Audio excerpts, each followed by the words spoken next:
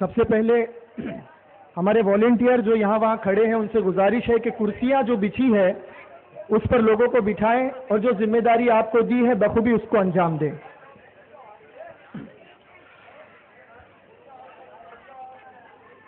بڑے غرور سے غرور ستم غراں بولا، بڑے غرور سے غرور ستم غراں بولا، جب انقلاب کے لہجے میں بے زباں بولا. ابھی سے ہوش اڑے مصلحت پرستوں کے، ابھی سے ہوش اڑے مصلحت پرستوں کے، ابھی میں بزم میں آیا ابھی میں کہاں بولا. کیونکہ میرا ضمیر اور میرا اعتبار بولتا ہے، میرا ضمیر میرا اعتبار بولتا ہے، میری زبان سے پروردگار بولتا ہے. ان کی زبانیں کترنا بہت ضروری ہے، انہیں یہ مرض ہے کہ یہ بار بار بولتا ہے. واہ! منچ پر بیٹھے بھارتیہ شیتکری کامگار پکش کے لاڑکے نیتا اور ودھایک پاٹل صاحب، ہماری بہن اور اس وارڈ سے ہماری امیدوار خیر النساء ہمارے راجو بھائی اور دیگر سبھی وریشٹ نیتا گن، یہاں جمع ہوئے بھائیوں بہنوں، السلام علیکم.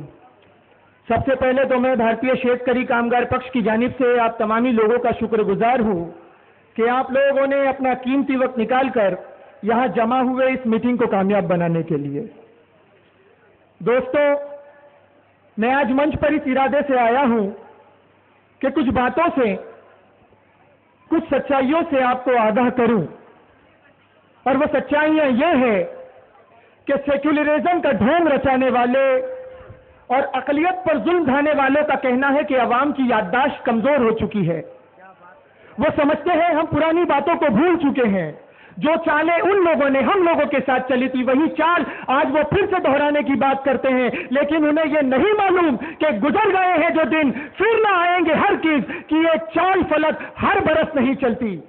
دوستو، وہ کہتے ہیں عوام کی یادداشت بہت کمزور ہے، مگر تاریخ کے پنوں نے ہمیں اس طرح جھنجھوڑ کے رکھ دیا ہے کہ اب کوئی بھی بات، کوئی بھی انسان یہ بات مرتے دم تک نہیں بھول سکتا کہ کس طرح ہمارے رہنماؤں نے اپنی جان مال کی قربانی دے کر اس دیش کے کونے کونے میں امن و شانتی کا پیغام پہنچایا، بھائی چارے کا نظام بنایا.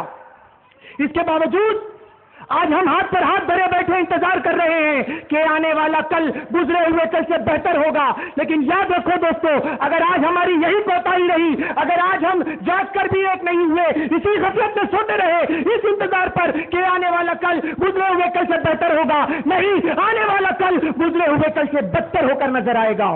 دوستو، آج ہمارے پاس ایک سنہرا موقع ہے کہ ہمارے بیچ قوم و ملت کا ایک ایسا نوجوان اٹھ کر آیا ہے جس کے دل میں قوم کی ہمدردی ہے، گاؤں کی ہمدردی ہے، جو غریب عوام کے لیے کچھ کرنے کا جذبہ رکھتا ہے، جس نے سیاست کے میدان میں جب سے قدم رکھا صرف لوگوں کے بھلائی کے بارے میں سوچا.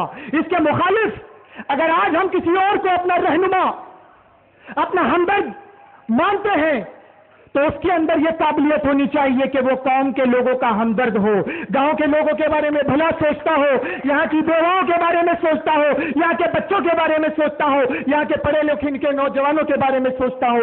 آج چیتا کیمپ کی حالت اتنی خستہ ہے کہ چیتا کیمپ مسائل میں نہیں مسائلوں میں ڈوبتا ہوا نظر آ رہا ہے. کن کن مسائلوں پر ہم غور کریں، کن کن مسئلوں پر ہم سوچیں. کیا چیتا کیمپ میں مسئلوں کی کمی ہے؟ لیکن ہمارے 40 سال سے نگر سیوکوں نے ہمیں صرف گٹر، پانی، انہی مسئلوں میں الجھا کے رکھا ہے. اس کے آگے کبھی ہم نے نہیں سوچا. آج یہ بائی الیکشن ہونے کے ذریعے ہمیں بہت سنہرا موقع ملا ہے کہ راجو بھائی نے جو یہاں کے جنتاؤں کے لیے، یہاں کے لوگوں کے لیے جو سوچا ہے، جو کرنے کا جذبہ اپنے کاندھوں پر اٹھایا ہے، اگر آپ لوگ ان کے ساتھ کاندھے سے کاندھا ملا کر چلتے ہیں، اگر ترقی ہمارے قدم چومتی ہے تو انشاءاللہ آپ دیکھیے گا آنے والا 1.5 سال چیتا کیمپ سارے مسئلوں سے بری ہوتا ہوا نظر آئے گا انشاءاللہ. بھارتیہ شیتکری کامگار پکش کے وجود میں آنے کا یہی مقصد ہے کہ جو لوگ دھرم اور مذہب کے نام پر غریب جنتا کا حق مارتے ہیں ان کے چہرے سے نقاب کو اٹھایا جائے. راجو بھائی نے راجو بھائی نے قسم کھائی ہے کہ اب کسی بے گناہ پر ظلم نہیں ہونے دیں گے اور ہر ظلم کے خلاف آواز اٹھائی جائے گی. اس لیے وہ لوگ ہمیں دبانا چاہتے ہیں، لیکن میں کہہ دوں کہ سختی سے دب سکے گا نہ ہماری ایکتا کا یہ فلک، سختی سے دب سکے گا نہ ہماری ایکتا کا یہ فلک. ارے لوہے کا یہ چنا ہے، چبایا نہ جائے گا. جتنا چبانے کی کوشش کریں گے دانت اکھڑ جائیں گے، لیکن ہماری ایکتا کو نہیں ہلا پائیں گے. تمہارے ساتھ ہیں. اور جو لوگ سمجھتے ہیں، یہاں کے فرقہ پرست نیتاؤں سے کہہ رہا ہوں، جو لوگ سمجھتے ہیں راجو ایک چھوٹی سی چنگاری ہے جو ہوا کے چلنے سے بجھ جائے گی.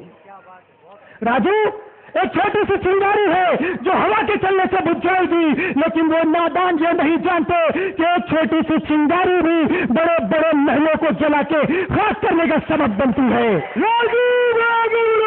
تمہارے ساتھ ہیں.